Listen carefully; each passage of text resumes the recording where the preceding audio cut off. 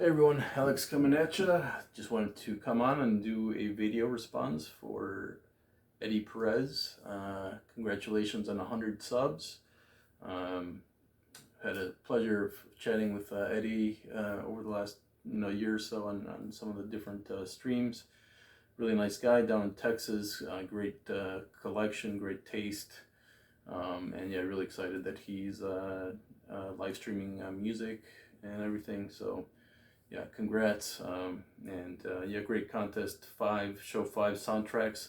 I don't have a lot of soundtracks, but the ones that I do, I really love quite a bit. And we'll start off, kind of spoiled it on the beginning here, but a soundtrack I've been looking for 15 plus years. And probably my favorite, no, for sure my favorite horror movie of all time, The Shining, Stanley Kubrick's 1980 film. I randomly ran into this like beautiful copy over the weekend down in San Diego. Of course, Kubrick, a real master using music in his films to great effect, really making them one of the main characters of his films, in my opinion. And of course, collaborating with Wendy Carlos, as he did on the Clockwork Orange soundtrack here.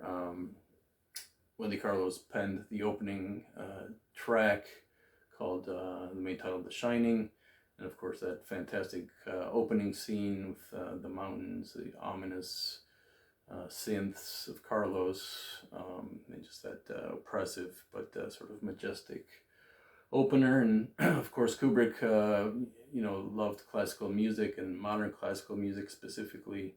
Used it to great effect in many films.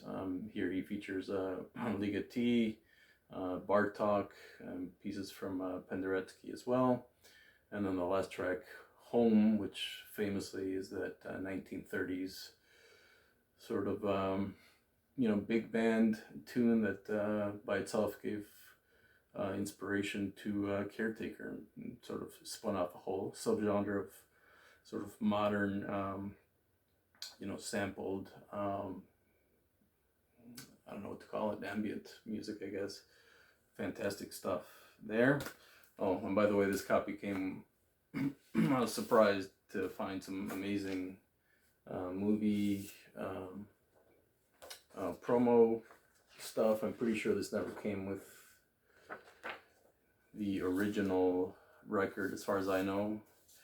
And then whoever owned the copy, really loved the film and had all of these clippings from when the movie came out in the spring of 1980.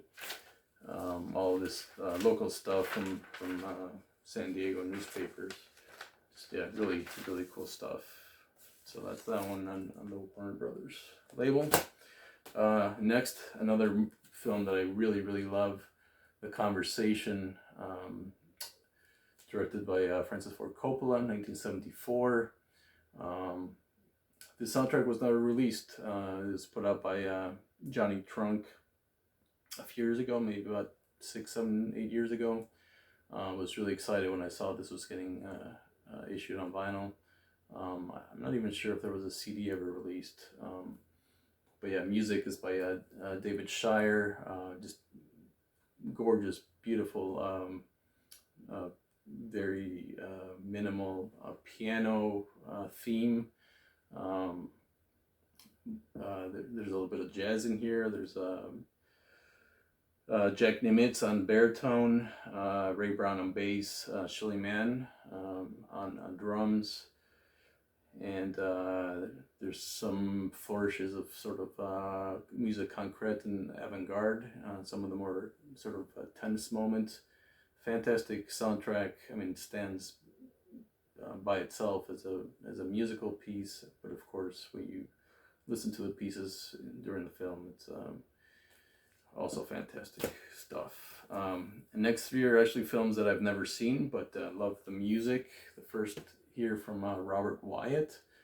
I guess he was commissioned to do the music for this sort of documentary about it was a anti-animal cruelty society that made this film, sort of, and I'm sure it's a very tough watch, right? So it's basically a documentary that talks about and depicts, you know, a lot of animal abuse in military context, in laboratory and like animal testing context, and so this is a very experimental record, at least for me, the most experimental that I've heard out of Wyatt.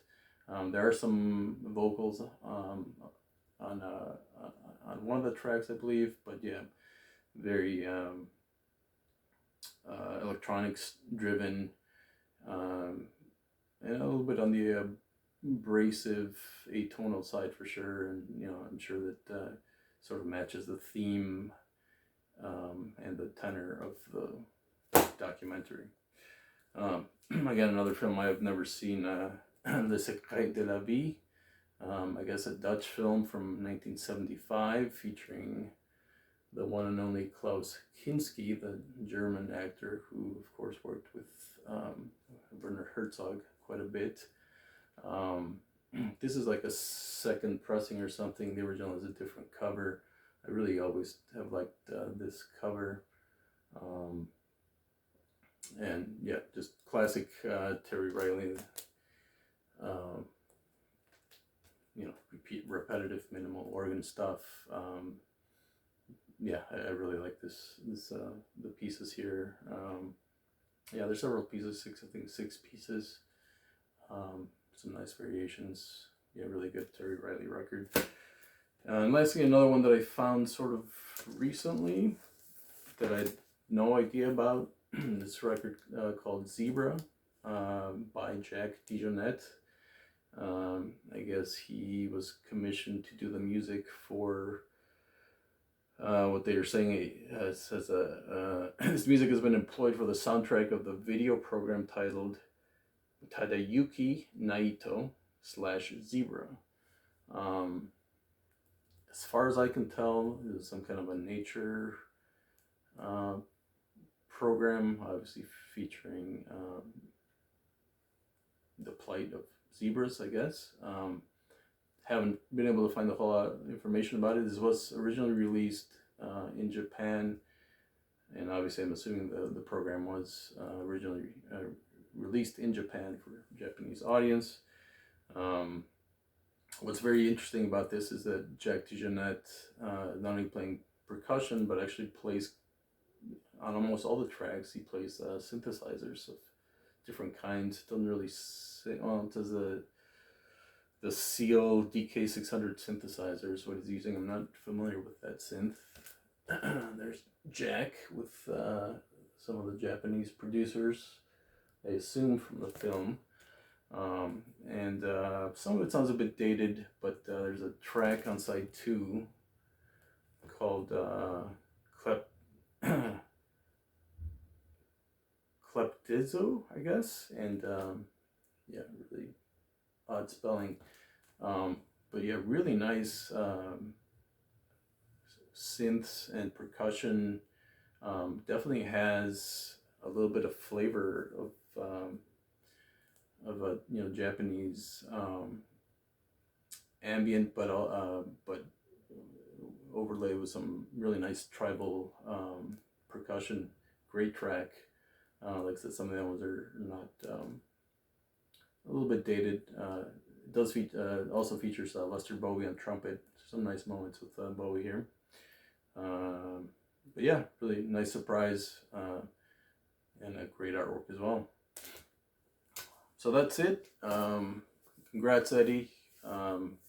Look forward to chatting soon, I'm sure, and catching up with your live stream. Take care, everybody.